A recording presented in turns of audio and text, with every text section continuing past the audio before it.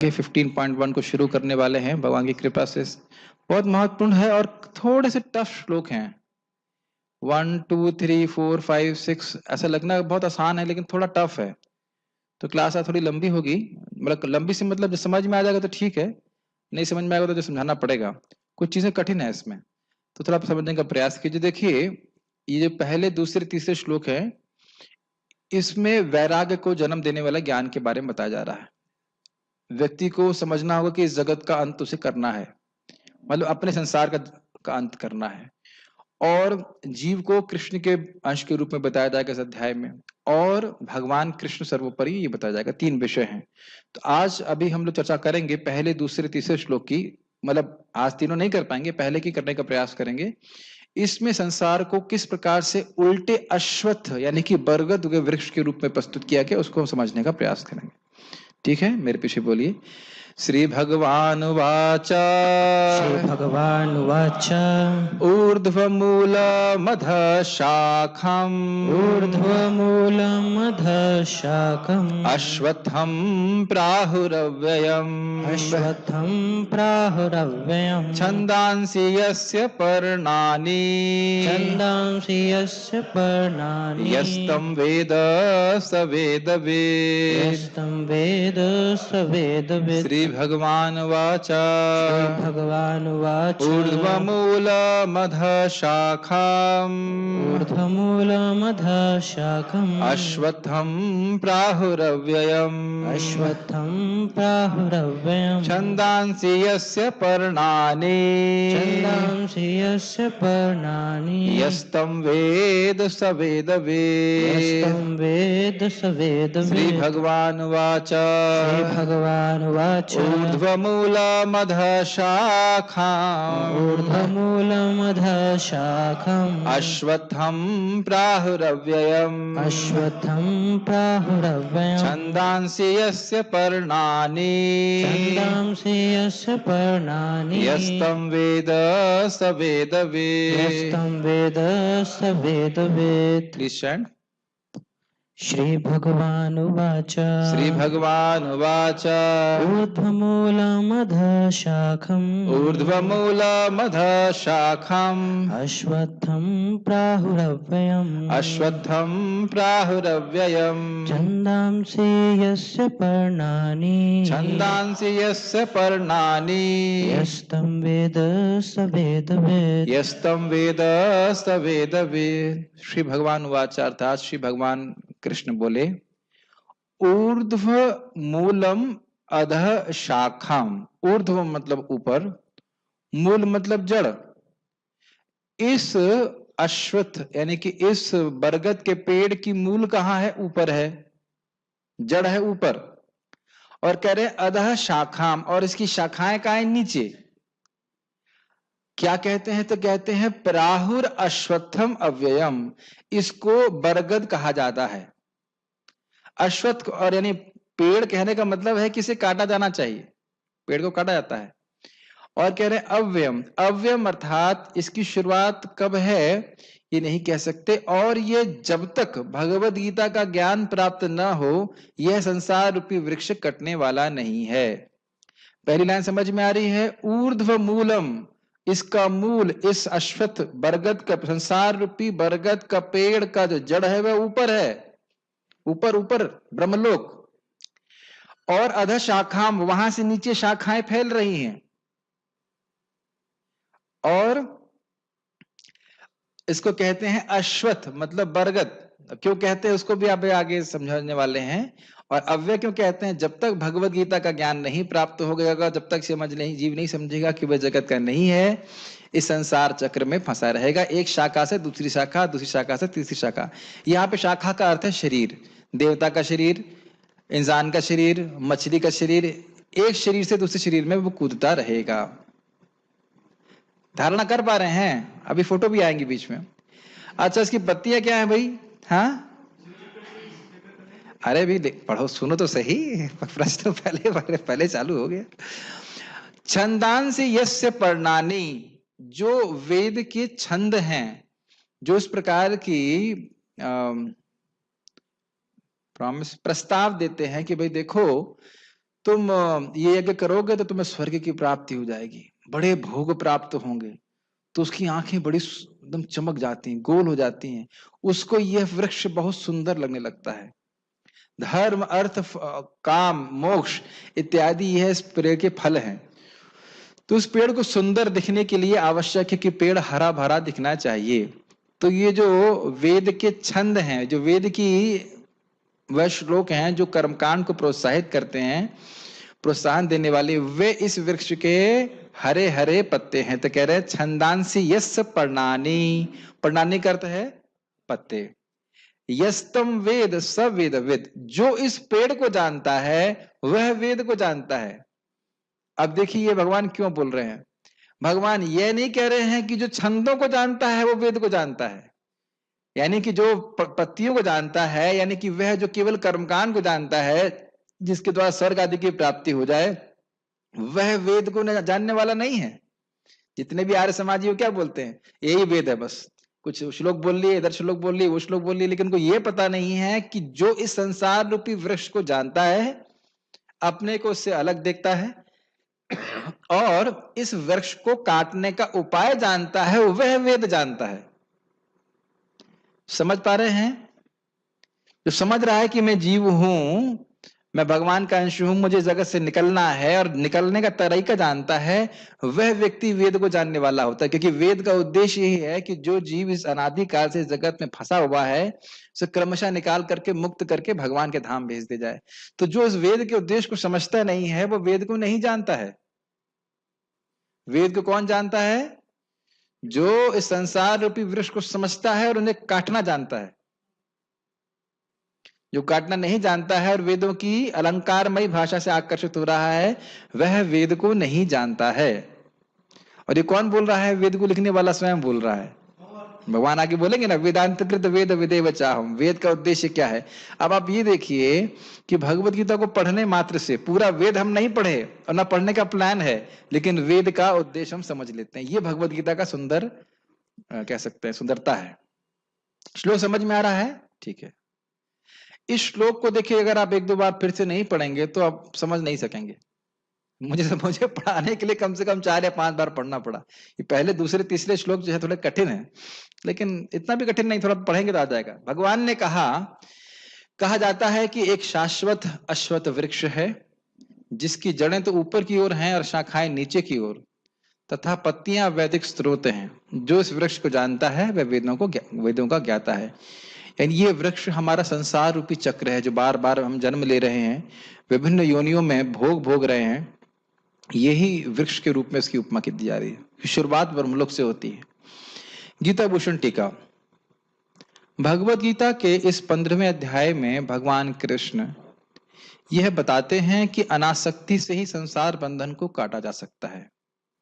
जीव भगवान कृष्ण का अंश है और भगवान कृष्ण ही परम भगवान हैं जो दिव्य गुणों से सदा विभूषित रहते हैं। ये 3 विषय हैं इस भगवत गीता के 15वें अध्याय के। क्या 3 विषय? वैराग्य के द्वारा व्यक्ति संसार रूपी वृक्ष को काट सकता है, दूसरा जीव भगवान का ही अंश है और किसी का नहीं, और तीसरा कि कृष्ण ही परम भगवान है। ये 3 विषय हैं, इनको आप देखते चलना। ठीक है, पहले दूसरे तीसरे में हम इसी पहले वाले विषय को देखेंगे। पहले वर्णन किया गया कि जीव स्वाभाविक रूप से 8 गुणों से युक्त रहता है। कौन कौन से गुण है वो याद नहीं है? ये 9 गुण है जीव का। एक है सत्य संकल्प, सत्य काम, मृत्यु शून्य, जरा शून्य, और 4 तो हो में याद आ रहे, भूख प्यास 6, और व्याधि तो ठीक है, व्याधि नहीं था, और 2 और थे, पाप रहित रहना। हाँ, तो इस प्रकार से 8 गुण थे। और ज्ञान आनंद स्वरूप होता है, जीव का स्वरूप भी सच्चिदानंद में होता है। यह जीव प्रकृति के गुणों से अनादि काल से अपने कर्मों के अनुसार संग कर रहा है, जिसे भगवान की इच्छा से नियोजित किया गया। ये लाइन समझ में आती है? अनादि काल से भोग की वासना है, उसके अनुसार वो विभिन्न योनियों में जाके विभिन्न कर्म करता है, और ये सब भगवान के द्वारा व्यवस्था किया गया। हमको शरीर भगवान के द्वारा दिया गया है, और भगवान हमारी पुरानी इच्छाओं के अनुसार हमको प्रेरित करते हैं फिर से वापस उन्हीं कर्मों को करने के लिए। उसके संग अनेक प्रकार के होते हैं। वह इस संग का अतिक्रमण विवेक के द्वारा करता है, जिसका पर्यवसान भगवत भक्ति में होता है। इसको लाइन समझने का प्रयास कीजिए। देखिए, अनादिकाल से जीव प्रकृति का संग कर रहा है, आसक्त है, लेकिन इसीलिए सबसे पहले ज्ञान दिया जाता है कि तुम शरीर नहीं हो, नहीं तो यही चलता रहेगा। अभी आगे की श्लोकों में देखिए, यही चलता रहेगा, मैं देवदत्त हूं, मैं सोमदत्त का बेटा हूं, मैं यहाँ का रहने वाला हूं और मुझे सब कार्य करने चाहिए। झूठी पहचान के अनुसार एक के बाद एक जीवन हम बिताते जा रहे हैं। ये बातें समझ में आ रही है? झूठी पहचान, मैं सोच रहा हूं कि मैं शरीर हूं, मैं पुरुष हूं, मैं ये हूं, मैं वो हूं, और उसके अनुसार अपना पूरा जीवन व्यर्थ कर देता हूं। तो विवेक का मतलब है पहले तो डिस्क्रिमिनेशन, पहले ये समझे कि मैं हूं कौन। तो इसीलिए बोल रहे हैं कि इस विवेक का पर्यवसान, पहली चीज कि मैं क्या नहीं हूं। भगवत गीता के दूसरे अध्याय में भगवान ने ये नहीं बताया कि जीव भगवान का अंश है, ये बताया कि वो क्या नहीं है। उसे काटा नहीं जा सकता, जला नहीं सकते, सुखा नहीं सकते, वह शरीर नहीं है, वह बुद्धि नहीं है, वह मन नहीं है, ये सब बातें बताई गई थी। अब इसका पर्यवसान, कल्मिनेशन कि मैं हूं कौन, ये 15वें अध्याय में हमें क्लियर हो रहा है कि मैं भगवान का अंश हूं, तो मुझे भगवान की सेवा करनी चाहिए। इस समय हमारा विवेक पूरी तरह से डिस्टर्ब है। हम समझ पा रहे हैं हम हैं कौन, ये समझ ही नहीं आ रहा है, और इसी कारण से व्यक्ति कृष्ण की सेवा नहीं करता है, अपितु शरीर की ही या इंद्रियों को संतुष्ट करने में अपना पूरा जीवन अपनी शक्तियां लगा रहा है। ये बात समझ में आई? तो पहले व्यक्ति अपने संबंध को काटे कि भाई मैं हूं ही नहीं इस जगत का, तो इस जगत में महान बनने के लिए या और भी कोई महान कार्य करने की क्या आवश्यकता है। मैं जेल का नहीं हूं, ये जेल है और यहां दुख दिए जा रहे हैं। भगवत भक्ति प्राप्त करके जीव अपने स्वरूप में स्थित हो जाता है, भगवान की शरण लेता है और शाश्वतता के लिए भगवान के साथ आनंदमय जीवन व्यतीत करता है। इसको पिछले अध्याय के आखिरी श्लोक में कहा गया। अब लिंक समझ में आया है? पिछले श्लोक में आखिरी श्लोक क्या था? ब्रह्मणो ही प्रतिष्ठा हम अमृतस्य अव्यस्तचा शाश्वतस्य स धर्मस्य सुखस्य एकांतिकस्य च। जो जीव ब्रह्म हो जाता है, ब्रह्मभूत अवस्था को प्राप्त हो जाता है, उसके भी परम आश्रय भगवान श्री कृष्ण हैं। ब्रह्मणो ही प्रतिष्ठा अहम, याद आ रहा है? 8 दिन पहले पढ़ाया था, मुश्किल है कि याद होगा, लेकिन ठीक है। तो यही बात यहाँ पे बताई गई थी कि भगवान की भक्ति करके जीव अपनी ब्रह्मभूत अवस्था को, अपने आध्यात्मिक स्वरूप को प्राप्त कर लेता है और मुक्त होने के बाद भगवान के धाम में रहता है। वह वैराग्य जो जीव संबंधी इस विवेक पूर्ण ज्ञान को स्थैर्य देता है,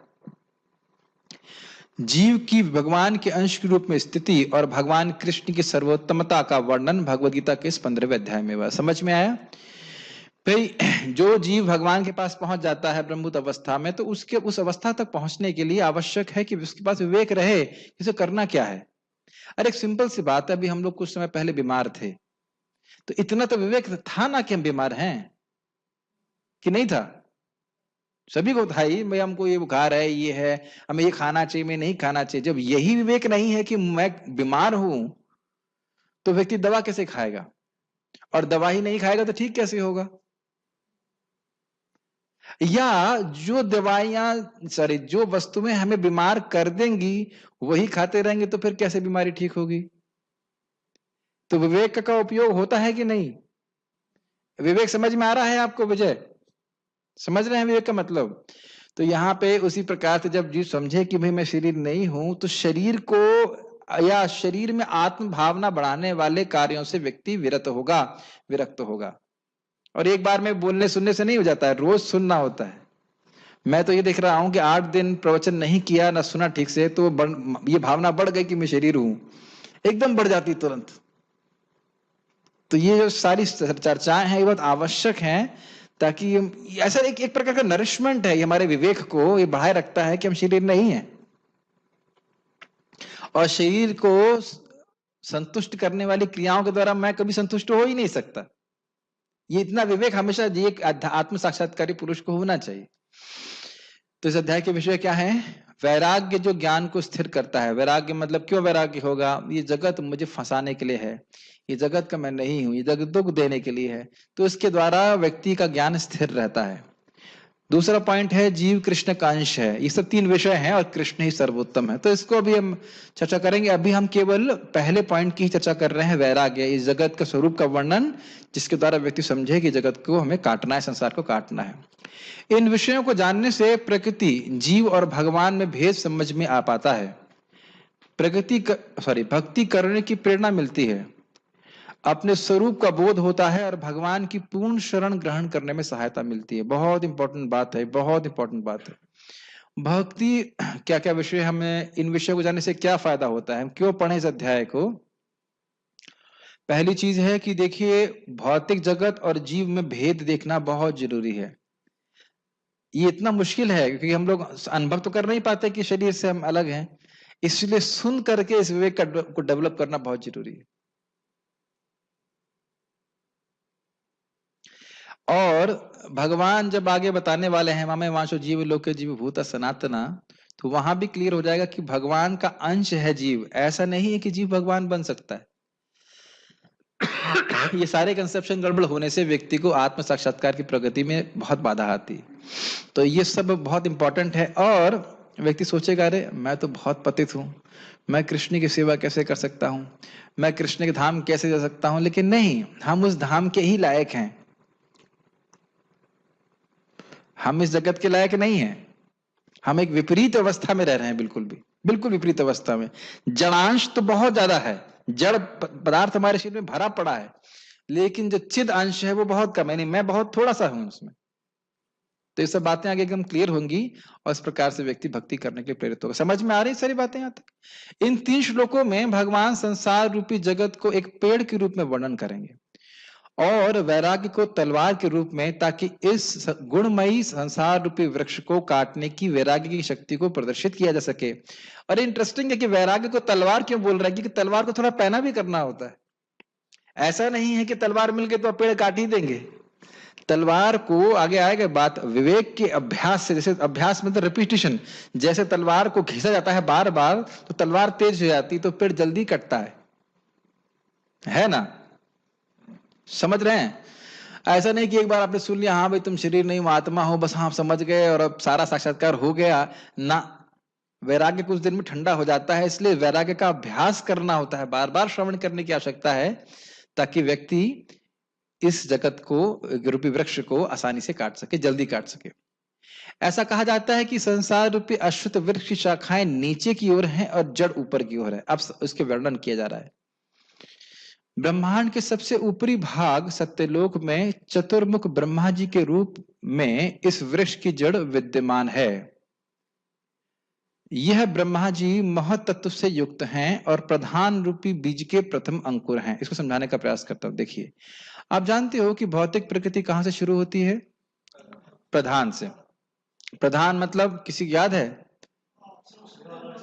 हाँ, सतोगुण रजोगुण तमगुण साम्यावस्था में रहते हैं, उसमें कोई सृष्टि नहीं होती, उसमें कोई कार्य कारण का बोध नहीं होता है। उस पे कौन दृष्टिपात करता है? महाविष्णु करते हैं। और उस दृष्टिपात में कौन कौन सी शक्तियां होती हैं? कुछ नहीं देखा, पर देख लिया, शक्ति कहाँ है इसमें? काल शक्ति और जीव शक्ति। जीवों को गर्भस्थ करते हैं प्रधान में और काल शक्ति का संयोजन करते हैं। और काल शक्ति से क्या होता है? उथुल पुथुल होती है। हाँ, उस काल शक्ति से गुणों में शोभ उत्पन्न होता है, और जब गुण ऊपर नीचे होते हैं तो उसके बाद अहंकार जनित अहंकार बनता है इत्यादि। तो यानी कि प्रधान से सबसे पहले महातत्व की सृष्टि होती है और उस महातत्व से ही बना हुआ है ब्रह्मा जी का शरीर। आपने सुना होगा कि ब्रह्मा जी का शरीर बुद्धि से बना है, सुना है? तो यहाँ प्रमाण मिल रहा है, स्वयं विश्व बलदेव विद्याभूषण जी बता रहे हैं यहाँ पे कि जो ब्रह्मा जी हैं उनका शरीर, पूरा शरीर ही महातत्व यानी बुद्धि से बना हुआ है। और प्रधान रूपी बीज, अगर इस पूरे जगत को, इस सृष्टि के पीछे प्रधान को, यानी प्रधान जो भौतिक एनर्जी है उसको एक बीज कहा जाए, तो उसका अंकुर जो है वो प्रथम अंकुर है ब्रह्मा जी। उस ब्रह्मा जी, उन ब्रह्मा जी से फिर आगे ब्रह्मांड की सृष्टि होती है। समझ में आ रहा है? इसीलिए उसको जड़ कह रहे हैं। किसको जड़ कह रहे हैं? ब्रह्मा जी को ही जड़ कह रहे हैं। ब्रह्मा जी से ही आगे जितने भी सबको शरीर प्राप्त हुए हैं, इसलिए मूल जो अंकुर है वह है ब्रह्मा जी हैं, जिनका शरीर महातत्व से बना है। समझ में आ रहा है? और वो कहां पे है? ब्रह्मांड के सबसे जानबूझ के मैंने वो नीचे दिखा रहा हूं, ब्रह्मांड के सबसे ऊपर। इसीलिए ऊपर अद्भुत है कि शाखा जो सॉरी मूल है वो ऊपर है और उसके बाद नीचे शाखा फैल रही है।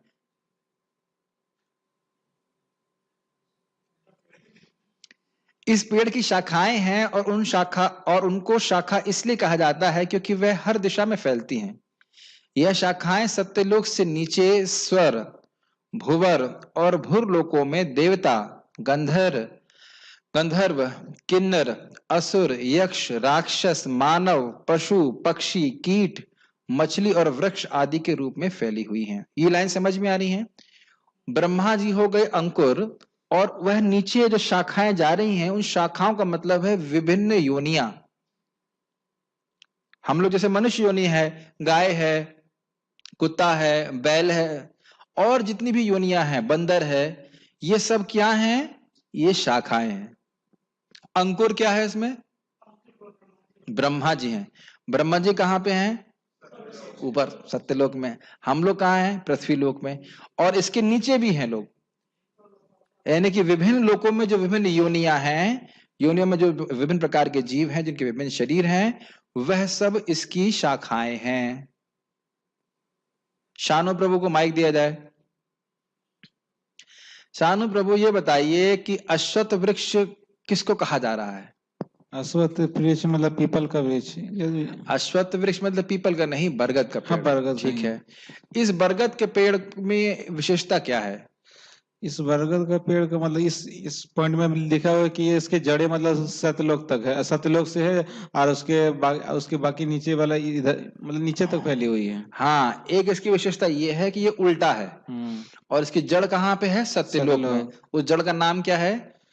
मतलब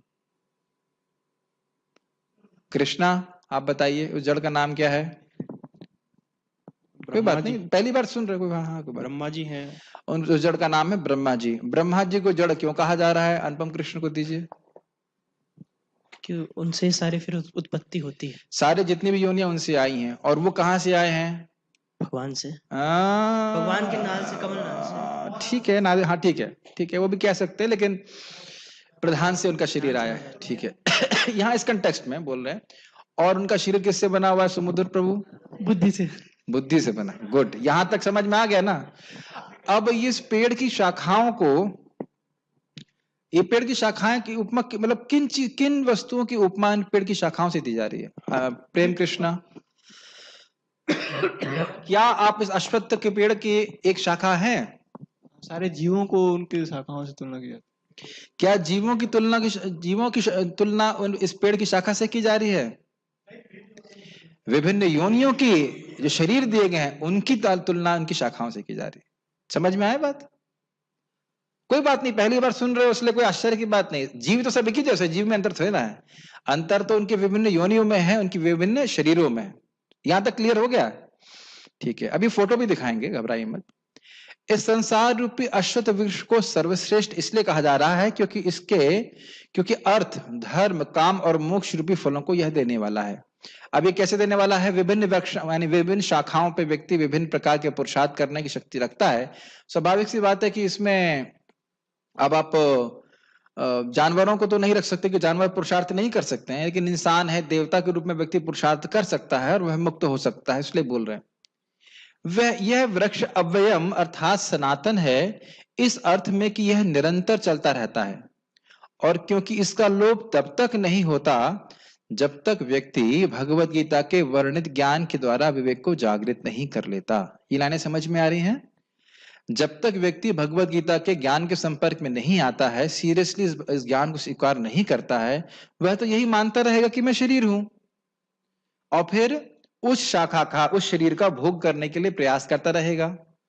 और फिर उसके बाद क्या होगा? जब ये शाखा टूट जाएगी तो एक और शाखा में वह ट्रांसफर हो जाएगा। तो कभी बंद होगा उसका ये शाखा से एक क्या कहते हैं उसको, शाखांतरण। यस, इस शाखा से दूसरी शाखा में कभी बंद होगा? क्यों? पर समुद्र बंद हो जाएगा। क्यों बंद नहीं होगा? अरे एक शाखा टूट जाएगी फिर दूसरी शाखा में चला जाएगा, तो फिर उसके बाद क्योंकि ये भी हो सकता है कि तीसरी शाखा ना मिले, शाखा बंद हो जाए, क्या दिक्कत है? क्योंकि इसमें असंख्य शाखा है, एक शाखा से दूसरी शाखा जाएगा। जब उसका वैराग्य भाव आएगा, गीता के संस्पर्श में आएगा, तो उसको पता चलेगा मैं शरीर नहीं हूँ। ठीक है, समझ रहे हैं? मतलब जब तक व्यक्ति सोचता रहेगा कि मैं शरीर हूं, तो शरीर को ही पुष्ट करने वाले कार्य करता रहेगा, और इसके बाद उसकी भोग की इच्छाएं बनी रहेंगी, और उसके बाद वह एक से एक दूसरी शाखा में जाता रहेगा। समझ में आ रहा है? इसलिए इस पेड़ को अव्ययम कहा जा रहा है। 8 दिन की क्लास है, तो पूछना मत कब खत्म होगी, 8 दिन से क्लास नहीं हुई, ठीक है ना? श्रुतियां भी इस वृक्ष का वर्णन इस प्रकार करती हैं। अब समझ में आ जाएगा। ऊर्ध्वमूलो वाक्शाखा एषो अश्वत्थः सनातनः। यह अश्वत्थ वृक्ष यानी बरगद का वृक्ष जिसकी जड़ें ऊपर है और शाखाएं नीचे हैं, वह सनातन है। सनातन क्यों है शानु प्रभु? सनातन क्यों है? निरंतर चलता रहता है। निरंतर क्यों चलता रहेगा? क्योंकि व्यक्ति समझ ही नहीं पाएगा कि मैं शरीर नहीं हूं, और शरीर के अनुसार कार्य करता रहेगा, तो फिर शरीर मिलते ही रहेंगे। यस, इस संबंध में भागवत में बड़ा सुंदर एग्जाम्पल है कि जैसे एक हरा कीड़ा एक पत्ते को होता है ना, कीड़ा क्या कहते हैं, हरा हरा कीड़ा होता है, उसको हिंदी में क्या कहेंगे, उसको वर्म टाइप का होता है। हाँ, तो एक पत्ती से छोड़ेगा तब जब दूसरी पत्ती पे उसको रेस्टिंग मिल जाएगी। अब देखिए, एक पत्ती को पकड़ लेगा फिर दूसरी पत्ती छोड़ेगा, तो जब अगला शरीर निर्धारित हो जाता है तब ये शरीर छूटता है। इस प्रकार से ऐसा नहीं सोचना चाहिए कि ये शरीर जो है अब छूट जाएगा तो अगला शरीर मिलेगा, नहीं। अगर भक्ति नहीं कर रहा है तो मिलेगा ही। ऊर्ध्व, जैसे भी हमने इसी कथा में सुना था, भाई साहब सेनापति थे और एक ही मर गए, उसके बाद घोड़ा बन गए, ये स्थिति थी। इसकी महिमा में सुने थे ना, आज सेनापति हैं और कल घोड़ा बन जाएंगे उसी सेना में, ये स्थिति है। ऊर्ध्वमूलम अर्वाक शाखाम वृक्षम यो वेद संप्रति न स जातु जनः श्रद्धेत मृत्युर्मा मारयत इति। जो इस वृक्ष को जानता है, जिसका मूल ऊपर की ओर है और शाखाएं नीचे की ओर, तो ऐसा व्यक्ति यह विश्वास नहीं कर सकता कि मृत्यु उसको मार सकती है। ये सब का मतलब क्या है? जब व्यक्ति समझेगा कि मैं आत्मा हूं, मैं संसार रूपी वृक्ष से अलग हूं, तब व्यक्ति समझ पाएगा कि मृत्यु मुझको मारती नहीं है और मुझे मृत्यु के पार जाना है। ये बात समझ में आती है?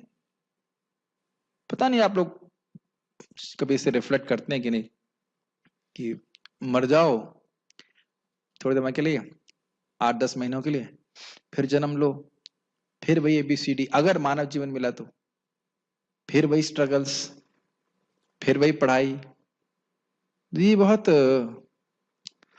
बेवकूफी है, नहीं?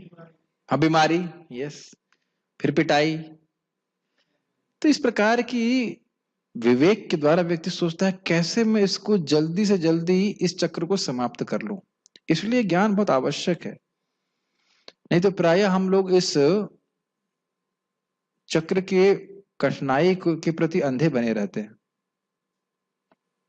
जैसे कि वो सेनापति था, सोच रहा था कि मैं अभी राजा बन जाऊंगा, ये करूंगा, बहुत हीरो बन रहा था, इतनी देर में घोड़ा बन गया।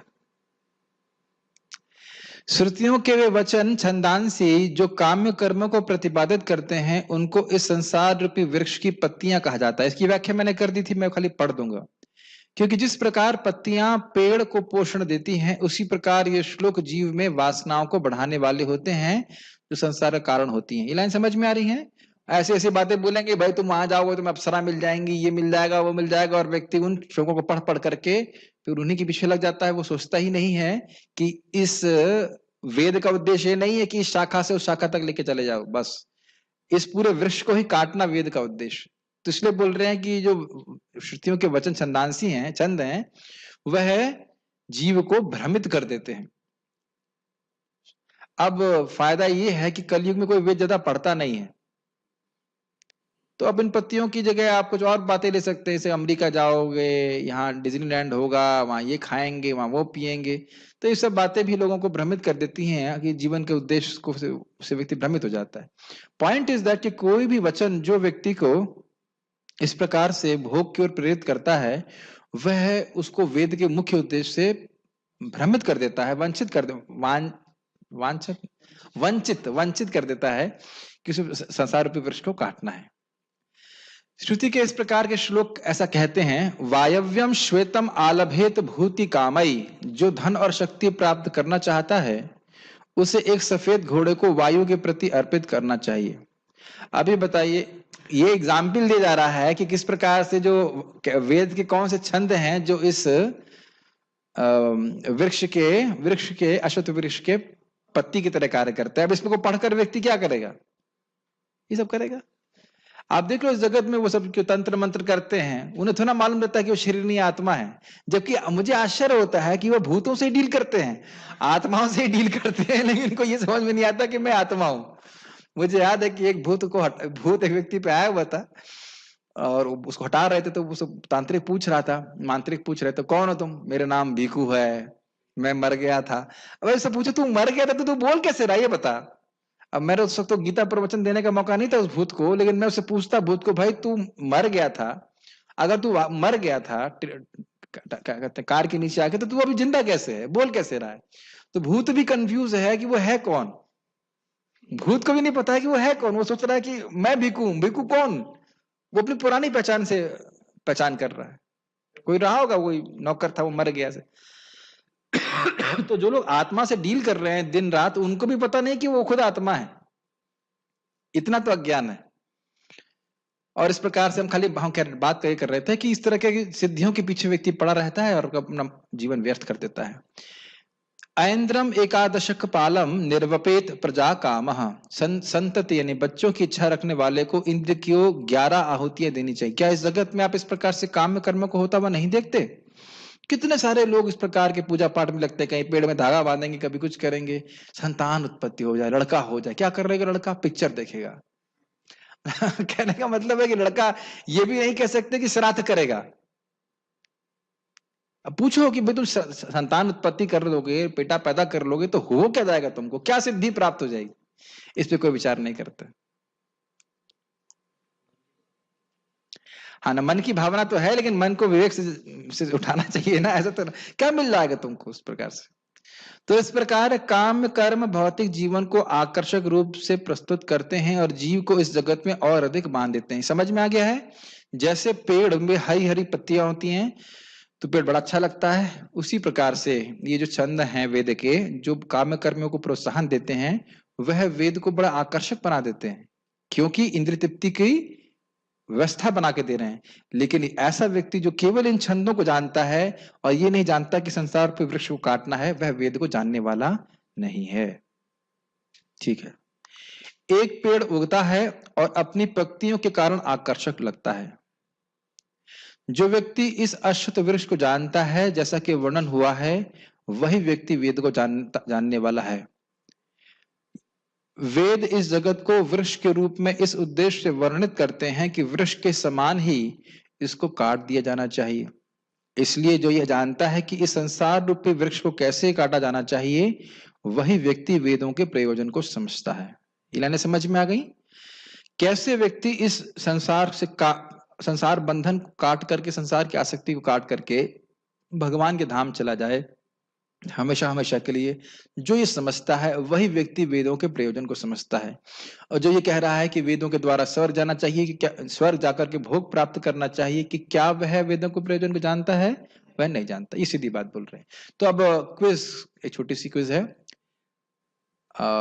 ओके, विजय को माइक दीजिए। वेद में इस संसार रूपी वृक्ष को वृक्ष क्यों कहा जा रहा है? समझ में आया? इस संसार रूपी वृक्ष को वृक्ष क्यों कहा जा रहा है? किसी को समझ में आया कि वृक्ष कहने का उद्देश्य क्या था? पहली बार सुन रहे हैं इसलिए मैं नहीं मान रहा हूं कि आपको तुरंत समझ में आ जाएगा, लेकिन यस कृष्णा, क्यों वृक्ष कहा जा रहा है?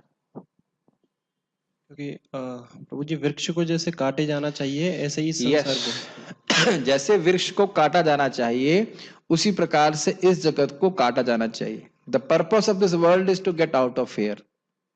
इस जगत से का उद्देश्य यह है कि हम जगत से बाहर निकले और भगवान के धाम वापस चले जाएं। फोटो दिख रहे हैं? इस फोटो में आपको ब्रह्मा जी दिखाई पड़ रहे हैं सबसे ऊपर मतलब ऊपरी भाग में दिख रहे हैं? नहीं दिख रहे हैं? कहां चले गए आप? कौन से पेड़ की शाखा में चले गए आप? है कैसे रही?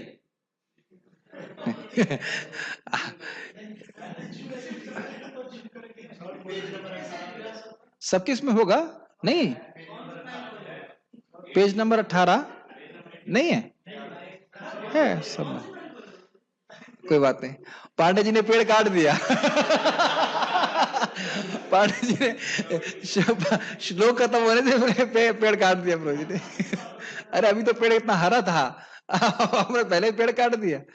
तो खैर आप पेड़ देख पा रहे हैं। क्या आपको उसमें विभिन्न योनि दिख रही हैं? देखिए गाय दिख रही है, देवता की योनि दिख रही है, ये सब शाखाएं हैं, ठीक है, दिखाई पड़ रही है। पत्ते दिख रहे हैं आपको? तो ये पत्ते क्या हैं? वेद के ही जो पर्ण है, मतलब वेद के जो छंद है वैसे पेड़ है। और अब यहाँ पे एक लिखा हुआ है, बॉर्डर बना हुआ, उसमें लिखा हुआ है डिजायर, DESIR लिखा दिख रहा है, ये है भौतिक इच्छा। तो इस डिजायर का मतलब है ब्रह्मा जी की सृष्टि होती है और उसके बाद जीवों की विभिन्न भौतिक इच्छाएं हैं, जिसकी वजह से ये अलग अलग शाखाओं के रूप में ये वृक्ष फैला हुआ है। और वो इच्छा क्या है? भगवान से विमुख होकर के जगत को भोगने की इच्छा। इसको भी प्रभुपाद जी समझाएंगे कि किस प्रकार से, जैसे एक पानी के किनारे में पेड़ का रिफ्लेक्शन होता है, तो वो जो रिफ्लेक्शन है, वो जो प्रतिबिंब है, वो हमारी भौतिक इच्छा के ऊपर है। और भगवान राधा कृष्ण को यहाँ पे क्यों दिखाया गया है कि अगर हम भगवान की सेवा करने की इच्छा करते हैं तो यह प्रतिबिंब रूपी वृक्ष समाप्त हो जाएगा और भगवान के धाम जाने के हम योग्य हो जाएंगे। ये बात बोली जा रही। कुछ समझ में आ रहा है वो? ठीक है। अब देख सकते हैं ये वृक्ष उल्टा है और बहुत गुथा हुआ है, इधर से उधर, उधर से उधर, उधर से उधर, उधर से। आप कुछ कह नहीं सकते जीव कौन से पिछले जन्म में क्या था, अब अगले जन्म में क्या बन जाएगा, कहना बड़ा मुश्किल है। तात्पर्य प्रभुपाद जी का, भक्ति योग की महत्ता की विवेचना के बाद यह पूछा जा सकता है, वेदों का क्या प्रयोजन है? इस अध्याय में बताया गया है कि वैदिक अध्ययन का प्रयोजन कृष्ण को समझना है। वेदेश सर्वेर अहम एव वेद्यो। अतएव जो कृष्ण भावनामृत में है, जो भक्ति में रत है, वे वेदों को पहले से जानता है, क्योंकि भक्ति के द्वारा भगवान कृष्ण को समझते हैं। इस भौतिक जगत के बंधन की तुलना अश्वत्थ के वृक्ष से की गई है। अश्वत्थ मतलब बरगद। जो व्यक्ति सकाम कर्म में लगा है, उसके लिए इस वृक्ष का कोई अंत नहीं है। वह एक शाखा से दूसरी में और दूसरी से तीसरी में घूमता रहता है। इस जगत रूपी वृक्ष का कोई अंत नहीं है और जो इस वृक्ष में आसक्त है उसकी मुक्ति की कोई संभावना नहीं। ये लाइनें समझ में आ रही हैं? वो ये सोचता रहेगा मैं अभी भोगा है लेकिन ऐसे ठीक से भोगा नहीं है, थोड़ा और अच्छी तरह से भोगूंगा, मैं थोड़ा और दूसरी तरह से भोगूंगा। तो यही एक शाखा से दूसरी शाखा में, एक योनि से दूसरी योनि में वह घूमता रहेगा। ये बात बोल रहे हैं। वैदिक स्रोत जो आत्मोन्नति के लिए हैं, वे ही इस वृक्ष के पत्ते हैं। इस वृक्ष की जड़ें ऊपर की ओर बढ़ती हैं क्योंकि वे इस ब्रह्मांड के सर्वोच्च लोक से प्रारंभ होती हैं जहां पर ब्रह्मा स्थित है। ये तो हम व्याख्या कर चुके हैं इसकी। यदि कोई इस मोह रूपी अविनाशी वृक्ष को समझ लेता है तो वह इससे बाहर निकल सकता है। अब अविनाशी वृक्ष को समझ लेता है। ये वृक्ष अविनाशी क्यों है? किसी को याद है? इसको अव्यय क्यों कहा जा रहा है? कब बताया गया था? ये कौन सी क्लास में बताया गया था? आज ही बताया गया था ना। हाँ, तो अव्यय क्यों कह रहे हैं इसको? हैं? कभी नष्ट नहीं होता। जब कभी नष्ट नहीं हो सकता तो फिर काटने का मतलब ही नहीं हुआ।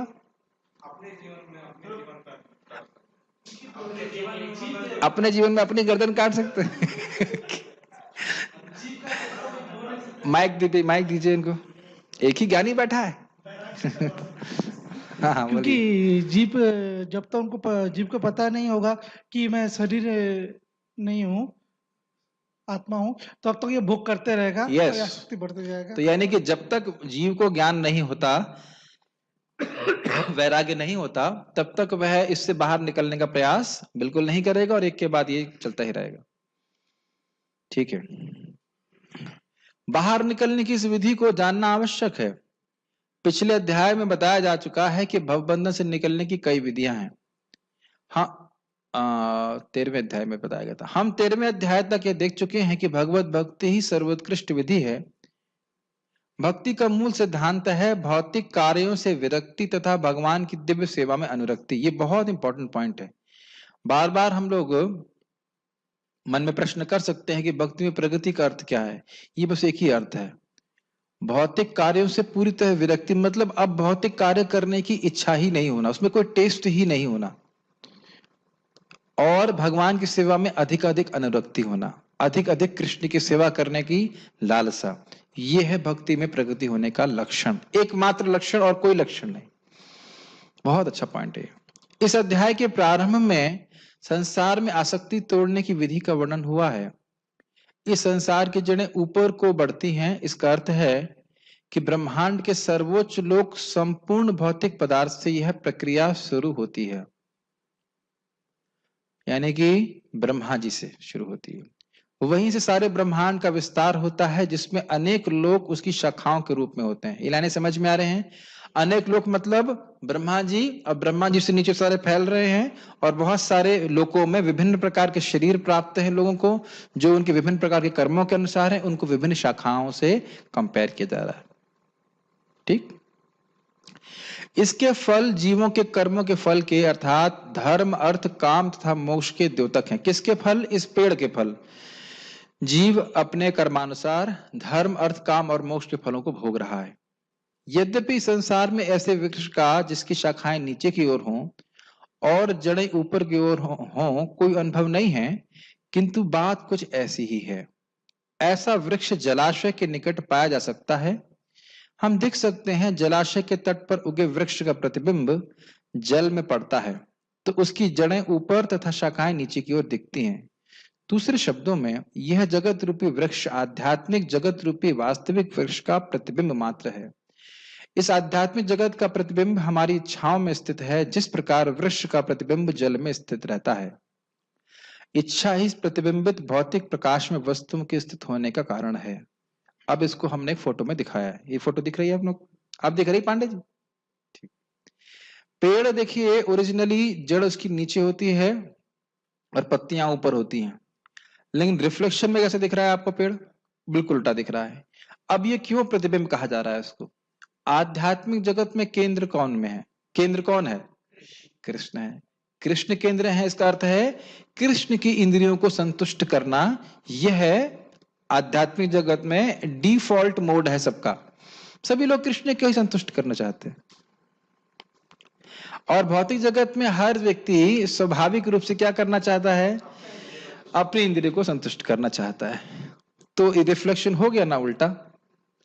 आप समझ सकते हो प्रतिबिंब में जो दायां हाथ होता है वो क्या दिखता है? बायां हाथ, और बायां हाथ दिखता है दायां हाथ। तो उसी प्रकार से यहाँ पे जो केंद्र में होना चाहिए वो व्यक्ति वहां पे, यहाँ पे केंद्र में नहीं है। और प्रभुपाद इसीलिए बोल रहे हैं ये जो हमारा ये पूरा भौतिक जगत है वो किस पे आधारित है? हमारी इच्छा पर। कौन सी इच्छा? स्वयं को केंद्र में रखने की इच्छा। जो भी कार्य कृष्ण को केंद्र में रखने के लिए होते हैं वह बद्ध जीव को बहुत कठिन लगते हैं, और जो भी कार्य उसको स्वयं को केंद्र में रखने के लिए होते हैं वह उसको बहुत अच्छा, बहुत आसान और लगते हैं। क्या यह बातें अनुभव करते हैं कि नहीं? बहुत आसान है। जैसे कि मैंने सुना कि कोई एक माता जी थी, उनकी टांग कट गई, मतलब बम फटा है, कुछ तो हुआ, तो उन्हें नकली टांग लगा करके एवरेस्ट पे चल गई वो। उन्होंने कहा नकली टांग, ठीक है भैया, बहुत बड़ा कमाल कर लिया उन्होंने। एक शाखा से दूसरी शाखा में चली गई, लेकिन इससे हो क्या गया? इससे केवल उनका मिथ्या अहंकार बोल्स्टर हो गया, बढ़ गया। उनसे बोलो कि तुम्हारी टांग कट गई, अब तुम हरे कृष्ण माला जप करो, तो वह नहीं, शायद वो ना करें। अब देख रहे हैं कि अपने को केंद्र में रखने के लिए, अपने को श्रेष्ठ साबित करने के लिए व्यक्ति कुछ भी कर सकता है। तो ये एक रिफ्लेक्शन का बड़ा प्रभाव है इस जगत में। जो व्यक्ति इस भौतिक जगत से बाहर निकलना चाहता है उसे वैश्लेषिक अध्ययन के माध्यम से इस वृक्ष को भली भांति जान लेना चाहिए, फिर वह इस वृक्ष से अपना संबंध विच्छेद कर सकता है। ये बहुत महत्वपूर्ण है। वैश्लेषिक अध्ययन का मतलब हो गया बहुत क्रिटिकल एनालिसिस, समझे वो किस प्रकार से शरीर नहीं है। देखिए ये बात सीधी है, जब हम कुछ दिन पहले बीमार पड़े थे तो एटलीस्ट मैं तो बहुत एनालिसिस कर रहा था कि कैसे बीमार पड़े, क्यों बीमार पड़े, क्या कारण है, क्या डिजीज है, इससे क्या प्रभाव हो सकता है। तो जब बीमारी को हम ठीक ठीक समझते हैं तब ठीक प्रकार से दवा लेने की बुद्धि भी आती है और तब हम बीमारी से ठीक हो पाते हैं। इसलिए इस जगत में को अध्ययन करके समझ लेना चाहिए कि इस जगत में हमारे लिए कुछ भी नहीं है। जीव किसी भी परिस्थिति में संतुष्ट नहीं हो सकता है और तब वह इस संबंध को विच्छेद करने के लिए उद्यत रहेगा, मतलब उत्साहित रहेगा। यह वृक्ष वास्तविक वृक्ष का प्रतिबिंब होने के कारण वास्तविक प्रतिरूप है। आध्यात्मिक जगत में सब कुछ है। ब्रह्म को निर्विशेषवादी इस भौतिक वृक्ष का मूल मानते हैं और सांख्य दर्शन के अनुसार इसी मूल से पहले प्रकृति, पुरुष और तब 3 गुण निकलते हैं और फिर 5 स्थूल तत्व यानी 5 महाभूत, फिर 10 इंद्रियां, मन आदि। इस प्रकार से सारे संसार को 24 तत्वों में विभाजित करते हैं। ये थोड़ा समझना होगा उसको क्या कहना चाहते हैं। वो कहते हैं कि ब्रह्म से पूरा जगत आता है, तो उसमें कोई मुश्किल बात नहीं। ब्रह्म मतलब भगवान, हम तो भगवान समझेंगे उसको, भगवान से आता है। और अब जानते ही हो कि प्रकृति है, ऑब्वियसली जीव प्रकृति से नहीं आता है, जीव एक अलग मतलब शक्ति है भगवान की। लेकिन अब जो हमने पहले चर्चा किया था, प्रधान, प्रधान से महतत्व, महतत्व से 3 प्रकार के अहंकार, अहंकार से सात्विक अहंकार से मन देवता, राजसिक अहंकार से इंद्रियां और प्राण, और तामसिक अहंकार से इंद्रिय विषय इत्यादि, यह 17 मात्राएं सब उत्पन्न होते हैं। तो ये सब बातें बोल रहे हैं कि इस प्रकार से यह जगत बनता है। यदि ब्रह्म समस्त अभिव्यक्तियों का केंद्र है तो एक प्रकार से यह भौतिक जगत 180 अंश गोलार्ध में है और दूसरे 180 अंश गोलार्ध में आध्यात्मिक जगत है। ये लाइनें समझ में आ रही हैं? एक गोला बना लीजिए तो उसको बीच में से काट दीजिए, तो ऊपर का भाग जो है वह आध्यात्मिक जगत और नीचे का भाग भौतिक जगत। देखिए यह मत सोचिएगा कि भौतिक जगत मात्रा की दृष्टि से आधा आधा है, ये बात नहीं बोली जा रही है। खाली ये बोला जा रहा है कि ग्लोब है, गोला है, उस गोले को आप बीच में से काट दीजिए तो ऊपर का भाग आध्यात्मिक जगत है, मतलब उसका रिफ्लेक्शन ये भौतिक जगत है। उस आध्यात्मिक जगत में सब कुछ कृष्ण के केंद्र में रख करके है और इस भौतिक जगत में सब कुछ स्वयं को केंद्र में रख करके है। बस ये बात बोली। क्योंकि यह भौतिक जगत उल्टा प्रतिबिंब है, अतः आध्यात्मिक जगत में भी इस प्रकार की विविधता होनी चाहिए। बहुत सुंदर बात है। अगर मेरे दाढ़ी उगी हुई है तो मेरे प्रतिबिंब में भी दाढ़ी उगी है। हाँ, ये अलग बात है कि मेरे दाएं गाल में है और वहां उसके बाएं गाल में हो गया। कहने का प्रपात का अर्थ ये है कि भाई यह जगत क्योंकि आध्यात्मिक जगत का उल्टा प्रतिबिंब है और इस जगत में आप विविधताएं देखते हो, बहुत सारी वैरायटी देख रहे हो, तो उससे अनुमान कर लेना चाहिए कि वैरायटी तो आध्यात्मिक जगत में भी है, लेकिन वह वैरायटी स्पिरिचुअल है, भौतिक नहीं है। यही बात प्रपात कर रहे हैं। प्रकृति परमेश्वर की बहिरंगा शक्ति है और पुरुष साक्षात परमेश्वर है। इसकी व्याख्या भगवत गीता में हो चुकी है। चूंकि यह अभिव्यक्ति भौतिक है अतः क्षणिक है। प्रतिबिंब भी क्षणिक होता है क्योंकि कभी वह दिखता है और कभी नहीं दिखता, परंतु वह स्रोत जहां से यह प्रतिबिंब प्रतिबिंबित होता है शाश्वत है। बहुत सुंदर बात प्रभुपाद समझा रहे हैं। प्रतिबिंब तब दिखता है जब शीशा होता है, प्रतिबिंब तब दिखता है जब जलाशय होता है, लेकिन वृक्ष हमेशा रहता है। जिस वस्तु का प्रतिबिंब दिख रहा है वह हमेशा रहती। तो आध्यात्मिक जगत सृष्टि के पहले था कि नहीं, अभी है कि नहीं है, और प्रलय के बाद। तो जब हम बोल रहे हैं सृष्टि, स्थिति और प्रलय, यानी कि जो आध्यात्मिक जगत का प्रतिबिंब है वह हमेशा नहीं दिखाई पड़ता। ये भौतिक जगत जो आध्यात्मिक जगत का प्रतिबिंब है वह हमेशा नहीं दिखाई पड़ता। यही प्रभुपाद यहाँ पे बोल रहे हैं।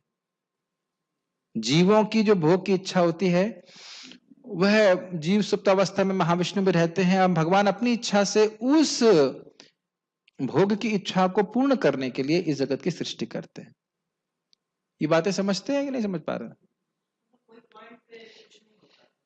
हाँ, मतलब कुछ नहीं होता का मतलब प्रधान कह सकते हैं, अव्यक्त अवस्था, लेकिन सृष्टि नहीं होती। आप ब्रह्मा जी की एक परमायु ले लीजिए।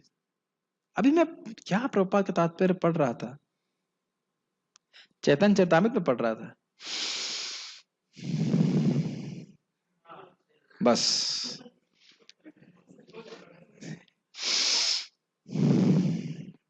महाविष्णु की एक पूरी सांस ही ब्रह्मा जी की परमायु होती है। और प्रभुपाद जी कहते हैं वहां पे, हाँ, सनातन शिक्षा में चैतन्य महाप्रभु समझा रहे हैं सनातन गोस्वामी को। और कितनी सांसें महाविष्णु ले ली हैं ऐसे कोई गणना नहीं है।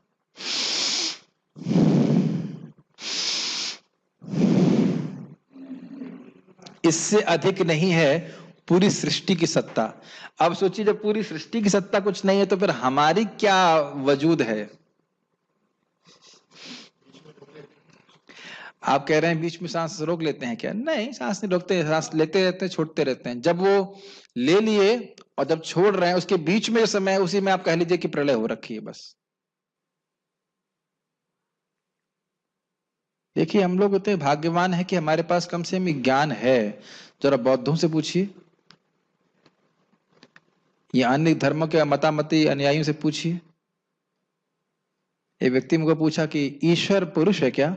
मैंने धारदार उसको कोटेशन दे दी गीता से, ये देखो गीता में लिखा है, भागवत में लिखा है, ये बोले बाइबल में तो लिखा है ईश्वर स्त्री है नहीं है, पुरुष नहीं है। हमने कहा वो भी सही है, गलत नहीं लिखा है, लेकिन जिस तरह से तुम सोच रहे हो स्त्री क्या है, आत्मा के ऊपर एक आवरण है उसको स्त्री मान रही है, आत्मा के ऊपर आवरण है पुरुष मान रहे हो, वैसा धारणा आप भगवान पे मत रखिए, वैसी धारणा भगवान पे मत रखिए। तो लोगों को पता ही नहीं ईश्वर के बारे में, भगवान के बारे में और संसार के बारे में। कितनी मेहनत कर रहे हैं लोग। खैर, परंतु वह स्रोत जहां से यह प्रतिबिंब प्रतिबिंबित होता है शाश्वत है, मतलब भगवान का धाम। वास्तविक वृक्ष के भौतिक प्रतिबिंब का विच्छेदन करना होता है। जब कोई कहता है कि अमुक व्यक्ति वेद जानता है तो उससे समझा जाता है कि वह इस जगत की आसक्ति से विच्छेद करना जानता है। यदि वह इस विधि को जानता है तो समझे कि वास्तव में वेदों को जानता है। समझ में आया बात? वेद को जानने क्या मतलब है? प्रेम कृष्ण प्रभु, प्रेम कृष्णा, वेद को जानने का क्या मतलब? आप वेद जानते हैं? नहीं जानते हैं? जरा बताइए कि क्यों नहीं जानते हैं?